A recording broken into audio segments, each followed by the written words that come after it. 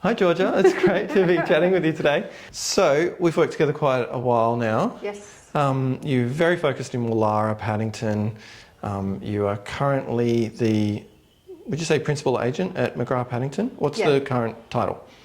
Oh, look, I'm just a sales agent. Okay. Keep it simple, yeah. Just a sales agent. Yeah. Well, I've heard you described as the Queen of Woollahra by another agent. Yeah. How do you feel about that? Oh, I think it's really cute. I like it. I suppose it really is just because I've been around so long. You think that's all it is? Yeah, I think it's an age and a time in the industry. It's now 37 years. That's a long time. So I think it's that familiarity that people have, just seeing me all the time, and obviously my obsession with Woollahra. I live there, and I love it. So I think that's probably where it comes from. I certainly was a lead agent 2025.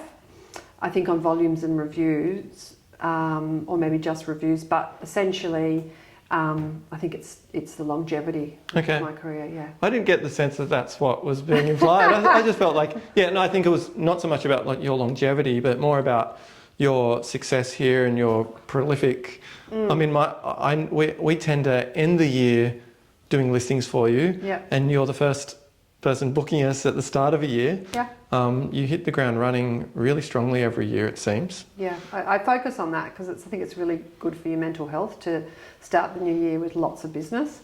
So it sort of then carries you through into the rest of your year. So that's a focused approach you take maybe towards the end of a year. Yeah. You're already kind of looking at how do I get, because that can't happen just naturally, can it? No, it's absolutely focused. And it's also because I know that the first sales of the new year tend to get the best outcomes. Everyone's summer, people are positive and happy and things run well. So it's a good time to launch. So I stay focused on coming onto the new year with lots of stock if I can.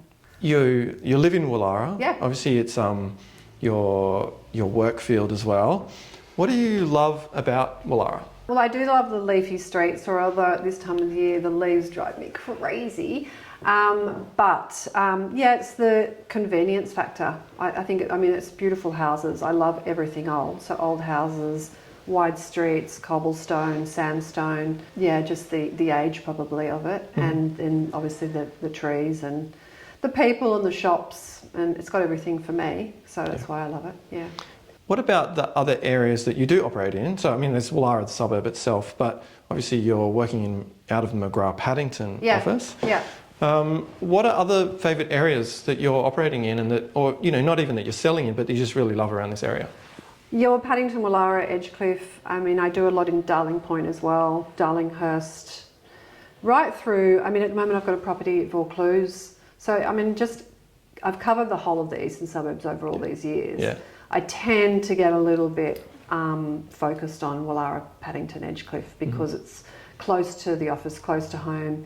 Just that convenience, and I know it really well, and I love it. So it's easy to sell what you like best. Yeah. So that's why I tend to focus there. But you can take your skill set to a much wider area, which I do. Yeah. I wouldn't go beyond the eastern suburbs though. I then refer that on to someone that's got the skills and the knowledge and the love for that area. Yeah. Just stay focused east. Speaking of referring, it's actually now I think of the work you do with Tim Pockley, for instance. Yes. Can you tell me a bit about that relationship? It's interesting that over the last 10 years, I've had a lot of business come from agents that have retired. Okay. So I might have been sort of very new to the game when they were my seniors, and they've watched me, and then as they've got out of the business, they've been referring me into their clients and into their business, which is great. And that's a huge compliment, to be within the industry and have people that were in the industry know what it's like, watch you perform, and then give you the credit of referring their clients when they exit the industry. Yeah. I take that as probably the biggest compliment in terms of the business that I win. Tim Pockley is, he's on the verge of, and I think, it really came about because he is a single operator, and he sees the value in bringing on board me to give the properties of his clients. He wants to be involved, but it gives the properties stronger profile, a wider database, the McGrath masthead, and also we just really get on really well, and we like working together. Yeah. So, I mean, he shares his commission by introducing me, but I suppose he's certain that it's going to sell. Yeah. He's certain that everything's going to be professionally managed. The marketing's going to be, you know, as good as it can. Yeah. And he's also got the benefit of a strong database. So it does work really well. And it's really nice. I mean, we really enjoy doing our sales together. We only do a couple of a year, but it keeps us, it's fun. Oh yeah, I too enjoy turning up to job and Tim's there and Tim's we're working there, together. It's great to catch up with him. Yeah. Well, he thinks you're great too. So I mean, nice. he's happy. He uses me because he's happy with the way that I do everything, and that includes the people that I engage to, you know, put the photos together and the copywriting, and it's that whole, you know, the job is made better by the people involved in the process. Yeah, no, that's great. That's very warming. You touched on some agents there about that, you know, you've worked with as you were starting. Yeah. So have you had any like clear mentors throughout the years? There was probably a dozen of high-performing agents when I started, and I kind of watched each of them and took little things from them, rather than sort of, you know, had a strong relationship with one. Obviously, John McGrath, I started my career pretty much with McGrath, and then I went off to open my own businesses, and I've come back to McGrath. So I'd have to say, John, he's done phenomenal things for the industry. And but yeah, there's been lots of others along the way. But there's been sort of mentors outside of real estate that have probably had a big influence. Just watching them run their businesses, how they profile themselves, how they conduct themselves in business, how they treat people, and that's probably had an equal influence. Yeah, that's been the same for me too. Actually, I have a fairly dedicated business mentor that we touch base with over the years. He's in the fitness industry. There you go. But I can see the work that he does with his clients that are mostly, you know, gym owners or trainers. Yeah, I think if you're open-minded, you can pick up lessons from anywhere. We're all managing the same challenges, and I think it doesn't have to be in the same industry to gain some benefits from them being outside. And support. You know, it's nice to have support from other people that are, you know, running businesses or just getting up and going to work every day and understanding the trials and tribulations. Of the things that you've learnt from people, you know, you've gained, you know, lessons from different areas along the way. What's still true? You know, what did you learn early that is still evident and important? Well, that everything takes hard work. Yeah. You know, nothing comes easy. I mean, even now, it's still long hours, still, you know, weekend work. Yeah. It's still being focused. It's still being available for clients when it suits them. That's after hours, or by whatever communication medium they want to communicate. Yeah.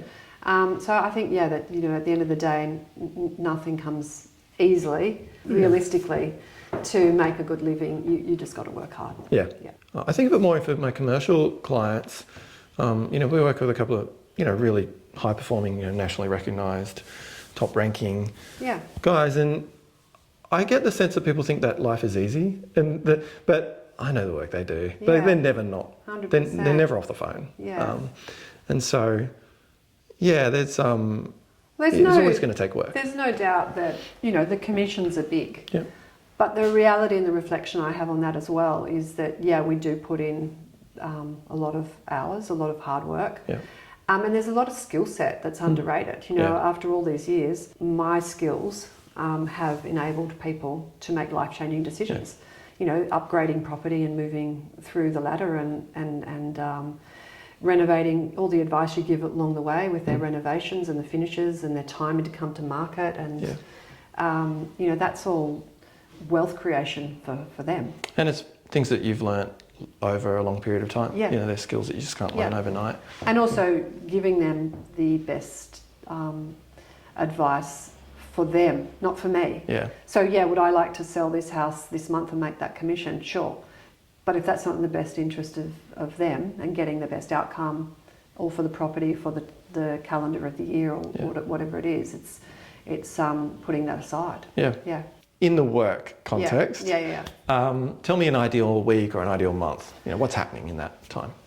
Ideal is really just in terms of how the emotions flow. You know, that everyone, if I'm keeping them well informed and where everything's going to plan in terms of marketing, inspections, everything's very calm. Okay. I think it's not so much, you know, I do this and I do that. It's that there's no roller coaster for the client or for me along the way. There's no one I haven't got a client in a state of high anxiety. Okay. Because when that happens, that affects me, and then that affects all of my work. Yeah. You try for it not to, but it does put you sort of on an edge, Okay. a knife's edge. So I think it's more around just keeping the calm and peacefulness and everything, meeting all expectations. Okay, so less about the tasks and more about relationships, right? That's right. Yeah. Okay. Yeah. Great. Had you ever considered? Obviously, you've worked in residential sales. Yep. Did you ever consider commercial property sales? I didn't. I wished I had have. Yeah. There's not a lot of females in that space, and there's massive opportunity. So I would certainly be encouraging some young women to get into it. Mm-hmm. Probably takes a little bit more of an analytical brain than I have. So I'm probably more fluffy and interested in the emotion and the interior and the decoration and the sale, whereas the commercial is more figures and investment. So it probably just wasn't my personality type, but I think it's a fascinating part of the industry. Yeah. Yeah. Okay. Yeah. Georgia, I've often wondered about just the balance between how agents serve their vendor versus, you know, serving, or not necessarily serving their buyer, but like, you know, making a deal that everybody is pleased with. So how have you navigated that? Or how do you feel about that, which sometimes can feel like a split responsibility? Because I started before buyers agents, I've always found that balance quite easy. That was our training. Okay. I mean, yes, the vendor does pay you the commission, but you're in a service industry. And without providing good service to the buyer and getting them on side, and that includes a level of transparency and being upfront, once you've got that level of trust with a buyer, then it's easy to sort of manage both of them into a transaction where both people are happy. I mean, it's the simplest of things with buyers. It's turning up on time, it's providing them information, correct, knowing the property, calling them back. That's how you originally build the rapport with them. Yeah.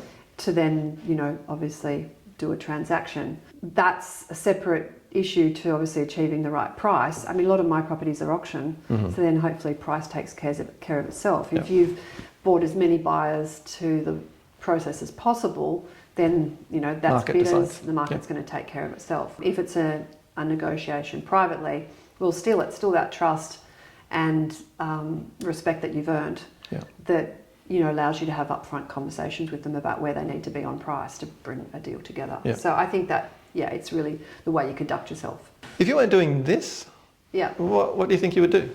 Oh, I'd definitely be in the garden. I would have done probably a landscape gardening degree and be out there creating something, planting, growing, clipping. I do love it. Sometimes see you on a Monday shoot and you've spent all weekend in the garden. That's all I do. Yeah. But I do get up every morning too. I'm not a gym person. I get up and get into the garden for about an hour most mornings. It could be just raking leaves, cleaning up, you know, planting something, cutting something. I find it very meditative and it's a nice space to be. It's peaceful, not with the phone, and just a great way to start your day in the fresh air. I think at that time too, it's completely fine to have your phone inside. If people are trying to reach you at that time, it's very early. They can, talking about as the sun. They can accept missing a call at that time. This morning though, like I had, you know, a settlement inspection and a cleaner that failed to turn up. So it did require at 6 o'clock, 7 o'clock wrangling, you know, to make a change of plans and make the day run smoothly. So sometimes you've got to, you know, be a lot flexible. You also spend a lot of time at the snow. And you do a lot of walking trips. Yes. I like to be in gardens, in nature, outside when I'm on holidays. So that, to get away to Thredbo. That tracks. And New Zealand's beautiful. All of, anywhere nature. Again, it's probably about the peacefulness and the extreme opposite to what my life is usually with the phone and the, you know, and you know, sometimes I look at the end of the day, that app that shows you how many hours you've been on your device, and I just want to like die, because it's like, really, I could have been doing that. So mornings, evenings, holidays, outside. Great. Yeah. Can we finish with a couple of questions that I will ask everybody, which is off the market. What are you seeing that you'd like to never see again? Or is there something happening in the industry that you think you'd love to see struck off? I think it's just generally, ever since I've been in the industry, what I don't like to see is bagging of competitors. Yeah. I think it's nasty and unnecessary. Yeah. And I think we all need to show each other a little bit of respect. We're all in it together. We all understand that we're doing the same job and what it's like. Yeah. And we should respect each other for that. And also there's a lot of opportunity to share. I mean, look now at agents exiting the industry who are referring me business. I know as an agent I wouldn't sell my own house. So therefore, who am I going to look to? I think it's really important to have good relationships with within the industry. And people should put more time and energy fostering that. I suspect it's a kind of little bit of the monkey on the shoulder and a sense of jealousy sometimes, that people have opinions of other agents. Yeah. And let that go. Like, we've all got our place in the world. You know, we're not all going to be high performers, nor want to be. You know, it's like what suits you and the life that you want to have. Yeah. So I would like to see less of that. When I think more broadly about real estate, you know, and our part in it, I feel like if you're doing a good job and you're serving people well, you're in the Sydney real estate industry. Like, we're all doing okay, right? We should all be okay. And the other thing is that it really benefits us in terms of how people perceive us. And we need that. Yeah. You know, we do need that. Last question. Yeah. On the rise, what would you like to see more of? I continue to champion for fully disclosed sale prices. Yep. I think it's absolutely necessary for us to meet our mandatory compliance within each business that we operate. Yep. But also it's just, again, just sharing. Sharing's caring. You know, I understand that sometimes you have a vendor and there's a situation where it has to be non-disclosed, but in most cases it's just a vendor saying, I don't want my friends to know. And the reality is, that's all fine. But when they were a buyer, they wanted the benefit of that information. Yeah. And so everyone should have the benefit of that information. It's also from our job, if we want to be able to value properties accurately, we need to know what similar properties are sold for. Yeah. So until that becomes mandatory, it's like doing our job with our hands tied behind our back. And so I'll continue as often as I can to disclose my prices, which I think is probably about 95% of the time. Okay. And I hope that everyone will follow, or that the OFT will mandate it. Yeah, great. Georgia, it's been great. I really appreciate the time to chat through these things. Thanks, Jordan. I really value the work we do together. Yeah, so it's great I to be able love to spend this time. Great. Thanks. Thank you for everything too. Right, great. Thanks, Georgia.